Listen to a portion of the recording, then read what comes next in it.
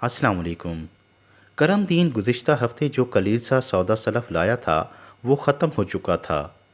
सलीकामंद बीवी बच्चे खुचे से किचन का निज़ाम चला रही थी। एक रोज़ बीवी ने करम दीन को बताया कि सुना है हुकूमत गरीबों को मुफ्त में आटा दे रही है, तुम भी पता करो। महंगाई के दौर में अगर आटा ही मिल जाए तो चलो, रूखी सूखी खाकर पेट की आग को तो बुझाया ही जा सकता है। करमदीन मेहनत मजदूरी करता था और दोनों मियाँ बीवी सब्र शुक्र करके जिंदगी की गाड़ी को धकेल ही रहे थे। करमदीन उसकी बात सुनकर कहता है, मेरी भोली भाली प्यारी बेगम साहिबा, मुफ्त का आटा लेना कौन सा आसान काम है। पूरा दिन गर्क हो जाता है। अब मैं दिहाड़ी करूं या मुफ्त के आटे के पीछे भागूं। मियाँ की बात सुनकर पहली में बैठी बीवी बोली, अच्छा मेरे सरताज, जैसे आप बेहतर समझें। रात को सोने के लिए करमदीन कमरे में दाखिल हुआ तो उसकी बीवी मुन्ने को सीने से लगाए पुरसकून नींद के मज़े ले रही थी। करमदीन उसके दमकते चेहरे को टिकटिकी लगाकर देखता रहा कि फरिश्ता सिफ्त नेक बीवी मुझ कंगले के साथ रूखा सूखा खाकर गुजारा कर रही है। जो मिल जाए सब्र शुक्र के साथ कबूल कर लेती है। ना शिकवा, ना शिकायत, ना लड़ाई, ना झगड़ा। मालूम नहीं किस ठंडी मिट्टी की बनी हुई है, मैं मर्द होकर कभी बेसब्रा हो जाता हूँ, मगर मजाल है जो इस नेक बंदी के माथे पर सलवट भी कभी आई हो। बल्कि मुझे हिम्मत और हौसला देती है। ये सोचकर उसकी आंखें नम हो गईं। वो आगे झुका, बीवी के चौड़े और दमकते माथे का फरते मोहब्बत से बोसा लिया। माँ के साथ चिपके मुन्नी को प्यार किया और आंखें बंद करके लेट गया। उसी लम्हे करमदीन को ख्याल आया कि कल जुमा है और मेरी हफ्तावार छुट्टी है, लिहाजा मुफ्त आटा लेने की कोशिश करनी चाहिए। प्रोग्राम के मुताबिक वो सुबह सवेरे इस मार्के को सर करने के लिए घर से निकल पड़ा। अभी वो दरवाजे से बाहर निकलने ही लगा था तो पीछे से बीवी ने आवाज़ दी। करमदीन ने ताबेदार और फर्मा बरदार खिदमतगार की तरह फौरन कदम रोक दिए। वो वापस मुड़ा तो बीवी शनाख्ती कार्ड पकड़े उसके पास दौड़ कर आई और कहा, ये अपना शनाख्ती कार्ड साथ लेकर जाएं, सुना है कि इसके बगैर आटा नहीं मिलता। बीवी उसके करीब आई और उसके गले का बटन ठीक करते हुए बोली, हाँ, एक बात और भी सुनिए, अपना ख्याल रखिएगा, अगर आसानी से मिल जाए तो ले लीजिएगा, वगरना खज्जल खुआरी और रोज़ा ख़राब करने की ज़रूरत नहीं, वक्त पर घर आ जाइएगा। करमदीन ने बेगम से शनाख्ती कार्ड पकड़ा और उसका शुक्रिया अदा करता घर से बाहर निकल गया। करमदीन आटा तकसीम करने की जगह पर पहुंचा तो लोगों का जमे गफ़ीर देखकर हैरान रह गया। सुबह सवेरे ही लोगों का इतना हुजूम, लगता था कि जैसे लोगों ने रात को ही यहाँ पर डेरे डाल लिए थे, वो भी महज 10 किलो आटे के थैले के लिए। करमदीन भी एक लंबी लाइन के आखिर में खड़ा हो गया, लेकिन आटे का अभी कहीं नामो निशान भी नहीं था। लोग कह रहे थे कि आटे का ट्रक बस पहुंचने ही वाला है। इंतज़ार करते करते घंटा गुजर गया, मगर आटा कहीं नज़र न आया। लेकिन मीलों लंबी कई लाइनें वजूद में आ गईं। करमदीन ने इर्द गिर्द नज़र दौड़ाई तो बहुत से ऐसे लोग भी नज़र आए जो कि साहिब हैसियत थे, मगर देने की बजाय लेने के लिए खड़े थे। करमदीन सोच में पड़ गया कि मालूम नहीं ये भूख, अफलास और महंगाई का शाखसाना है या लालच, तमा, हवस और दूसरों का हक मारने की कमीन हरकत है। मज़ीद 1 घंटा गुजरने के बाद यकदम शोर बुलंद हुआ। टूटी और टेढ़ी मेढ़ी लाइनों में हलचल मची। आवाज़ें बुलंद हुईं कि वो देखो, आटे वाला ट्रक आ रहा है। ट्रक नज़र आते ही सबके चेहरों पर मुस्कुराहट फैल गई। भारी भरकम और बड़ी बड़ी मूँछों वाले ड्राइवर ने नफ़रत से मुफलसी और भूख का शिकार लोगों पर एक नज़र दौड़ाई, स्पीड बढ़ाई और ट्रक का रुख हुजूम की तरफ मोड़ दिया। लगता था कि ड्राइवर इन गरीबों और भूख और नंग का शिकार लोगों की वजह से बहुत गुस्से में था कि रोज़ उसकी नींद खराब होती है और सुबह सुबह उठकर आना पड़ता है। دوسرا یہ کہ روز ٹرک بھر کر لاتا ہوں مگر لوگ راضی ہی نہیں رہے۔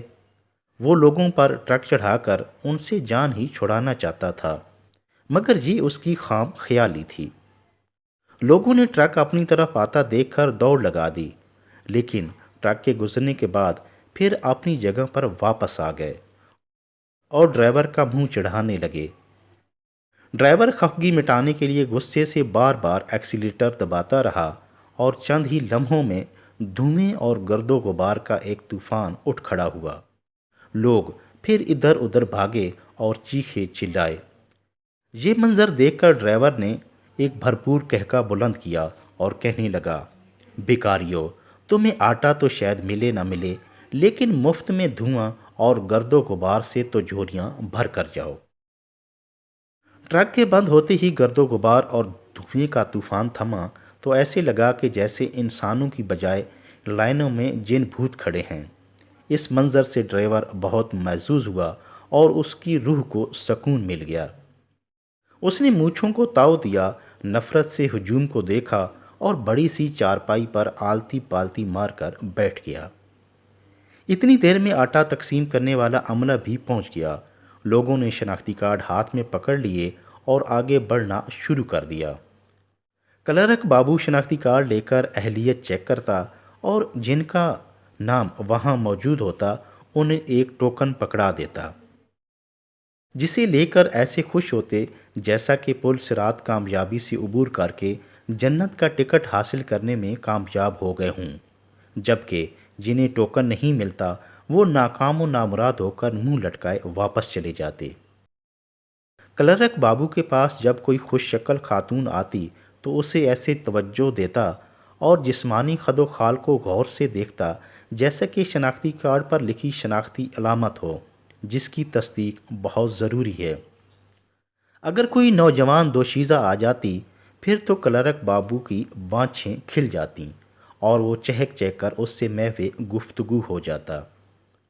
وہ دوشیزہ بھی ایک تھیلی آٹے کے بدلے اپنے حسن کا پورا دیدار کروا کر ٹوکن لینے میں کامیاب ہو جاتی۔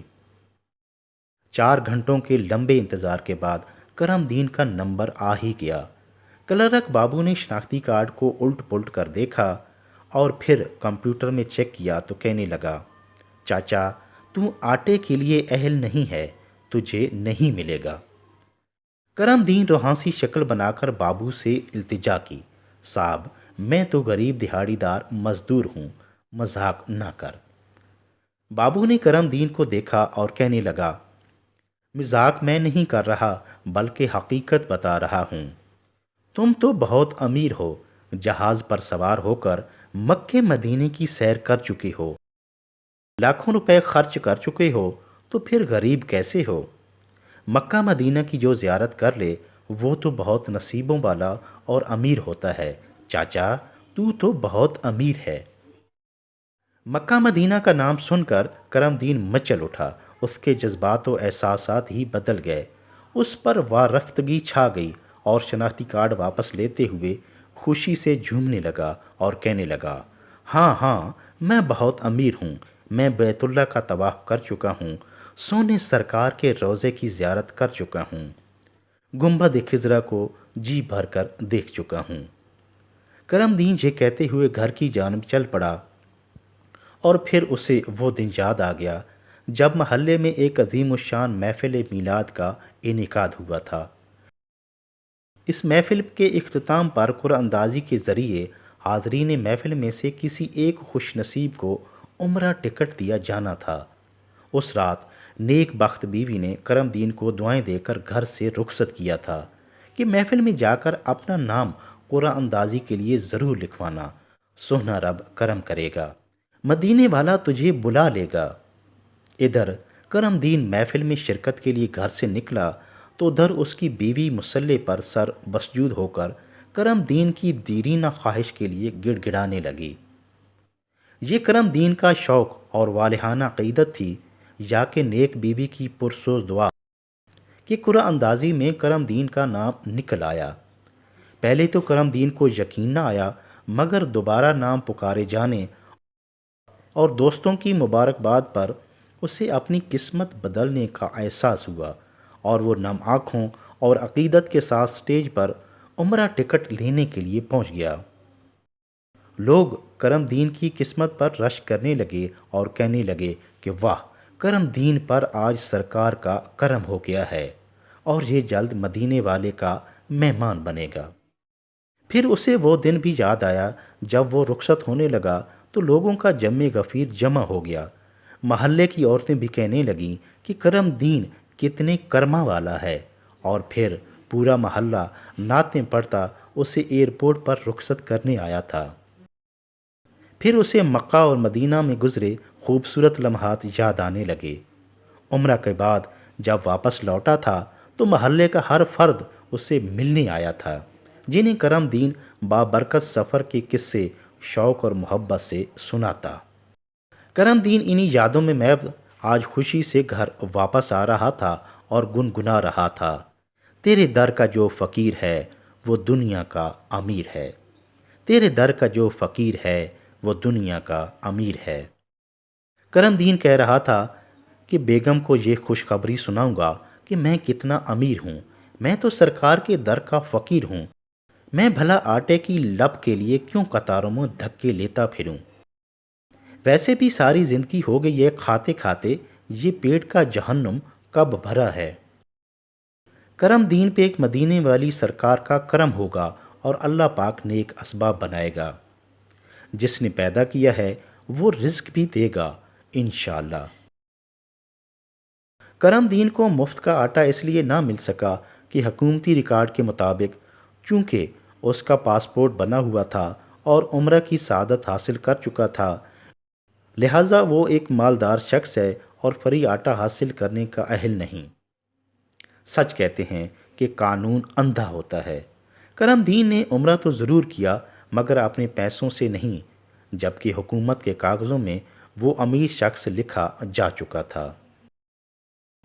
کرم دین آج پھر گویا کہ چند لمحوں ہی میں عالم تصور میں عمرہ ادا کر چکا تھا۔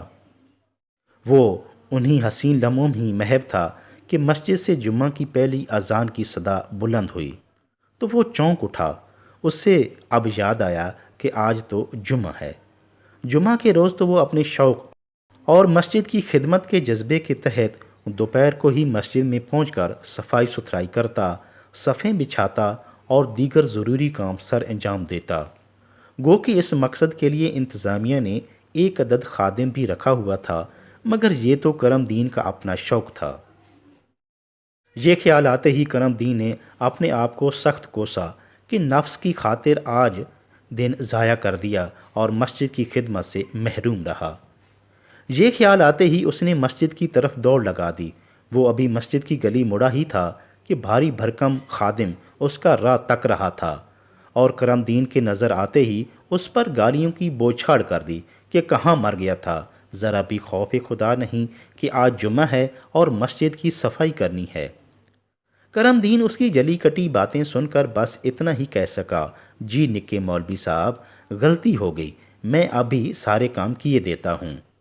اتنا کہہ کر کرم دین کام میں جت گیا، جبکہ جس کی ذمہ داری تھی یعنی خادم مسجد، وہ حجرے میں جا کر آرام کرنے لگا۔ جمعہ کے بعد جب صلاۃ و سلام پیش کیا گیا تو کرم دین پر ایک رقت طاری ہو گئی اور وہ عالم تصور میں ایک بار پھر مکہ مدینہ کی بابرکت گلیوں میں جا پہنچا۔ جمعہ کے بعد بھی اسے بہت سا کام کرنا تھا اور ویسے بھی دیر سے آنے کی وجہ سے بطور سزا خادم مسجد نے اسے پورے ہفتے کے کام تھما دیے۔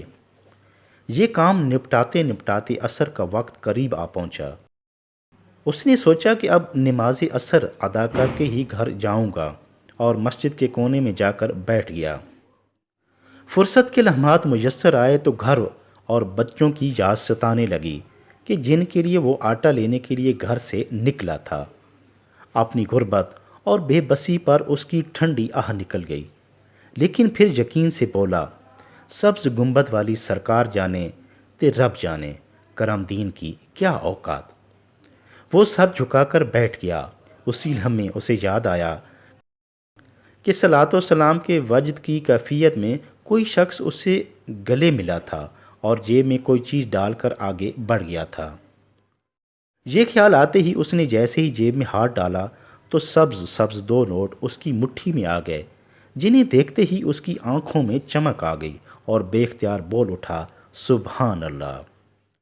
اتنی دیر میں نماز عصر کا وقت ہو گیا اور وہ نماز کے بعد خوشی خوشی گھر کی جانب چل پڑا کہ ان پیسوں کا سودا سلف لے کر جائے گا۔ اللہ نے آج بھرم رکھ لیا ہے۔ وہ گھر کے سامنے سے گزر کر دکان کی جانب مڑنے ہی والا تھا کہ اسے گھر کے اندر سے گوشت کے پکنے کی اشتہا انگیز خوشبو آنے لگی۔ اس کے قدم رک گئے تو بچوں کی خوشگوار مسکراہٹیں اور باتیں سنائی دیں۔ ساتھ ہی بیگم کی رس بھری آواز بھی کانوں سے ٹکرائی، جو کہ بچوں کو ڈانٹ رہی تھی، بے صبرو، آرام کرو، ابا جی کو آنے دو، یہ چیزیں بھاگی تو نہیں جا رہی ہیں۔ یہ باتیں سن کر کرم دین ٹھٹک کر رہ گیا اور حیرانگی کے عالم میں گھر کے دروازے پر دستک دی۔ دستک کی مخصوص آواز سن کر تینوں بچے اور کرم دین کی بیوی خوشی سے دروازے کی طرف بھاگے۔ دروازہ کھلتے ہی تینوں بچے فرتے محبت سے والد کے ساتھ لپٹ گئے اور بیوی اس کا بازو پکڑ کر اندر لے آئی۔ کرم دین گھر کا اندر کا ماحول دیکھ کر ہکا بکا رہ گیا۔ بچوں کو اتنے ڈھیر سارے خوبصورت کھلونے، کپڑے، جوتے، بسکٹ اور کئی قسم کے پھل دیکھ کر عالم حیرت میں کھو گیا۔ اتنے میں کرم دین کی بیوی بولی، منع کے ابا، آج تو لگتا ہے تو کسی بڑے افسر کے پاس گیا ہے کہ جس کی سفارش سے اتنا سامان ہمیں مل گیا ہے۔ آج تو ہم امیر ہو گئے ہیں۔ اتنا کہہ کر بیوی نے کرم دین کا ہاتھ پکڑا اور اسے اندرونی کمرے میں لے گئی اور دائیں کونے میں ایک بڑے سے ڈھیر کی طرف اشارہ کرتے ہوئے مسرت سے بولی، آج تیرے بڑے افسر کی سفارش کی وجہ سے اتنا راشن مل گیا ہے۔ اور پھر صندوق کے ایک کونے سے اس نے کپڑوں میں لپٹی ایک تھیلی نکالی جس میں بڑی تعداد میں سبز سبز نوٹ تھے۔ کرم دین اتنا سارا سامان، جس میں آٹا، چاول، دالیں، چینی، بسکٹ، دودھ، گوشت، گھی، تیل، کپڑے، جوتے اور اس طرح کی دیگر چیزیں ایک بڑی تعداد میں سلیقے سے پڑی تھیں کو دیکھ کر ابھی تک عالم حیرت میں ڈوبا ہوا تھا۔ اس کی بیوی پھر بولی، آج ہم امیر ہو گئے ہیں۔ ایک بڑی سبز گاڑی میں ایک سفید داڑھی والے بزرگ آئے اور یہ سارا سامان اتار کر جاتے ہوئے کہنے لگے، بیٹی، یہ سامان کرم دین کا ہے، اس سے سنبھال لو۔ یہ کہہ کر وہ چلے گئے اور میں بچوں کے ساتھ سامان سمیٹنے میں لگ گئی۔ کرم دین پہ یہ سن کر ایک رکت طاری ہو گئی۔ سبز نوٹ، سبز گاڑی اور سبز گنبد، واہ، سبحان اللہ! آج دنیا کے سب سے اعلیٰ افسر رحمت للعالمین نے میری سفارش کر دی، میری عاجزی اور بیوی کی دعا سن لی۔ اللہ تعالیٰ نے آج ہماری مشکل حل کر دی۔ مسبب الاسباب نے سبب پیدا کر دیا، کرم دین پر پھر کرم کر دیا۔